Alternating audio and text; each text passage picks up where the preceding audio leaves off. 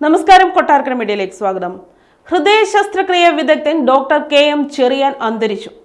ഇന്നലെ രാത്രി 11:50 മണിപ്പാൽ ആശുപത്രിയിലായിരുന്നു അന്ത്യം. ബംഗളൂരുവിൽ സുഹൃത്തിന്റെ മകന്റെ വിവാഹ ചടങ്ങിൽ പങ്കെടുക്കാൻ എത്തിയതായിരുന്നു അദ്ദേഹം.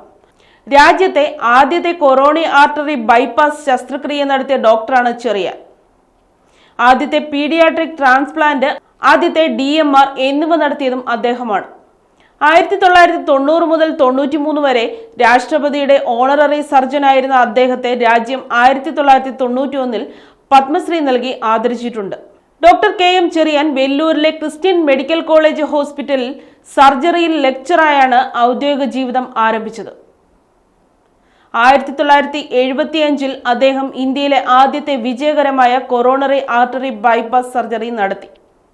World congress of thoracic cardiac surgeon പ്രസിഡന്റായിരുന്ന ആദ്യ ഇന്ത്യക്കാരനും ഇന്ത്യയിൽ നിന്നുള്ള അമേരിക്കൻ അസോസിയേഷൻ ഓഫ് തൊറാസിക് സർജറിയിലെ ആദ്യ അംഗവുമായിരുന്നു.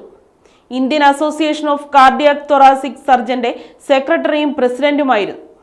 പീഡിയാട്രിക് കാർഡിയാക് സൊസൈറ്റി ഓഫ് ഇന്ത്യയുടെയും പ്രസിഡന്റായിരുന്നു. ചെന്നൈയിലെ മദ്രാസ് മെഡിക്കൽ മിഷന്റെ സ്ഥാപക വൈസ് പ്രസിഡന്റും ഡയറക്ടറുമായിരുന്നു.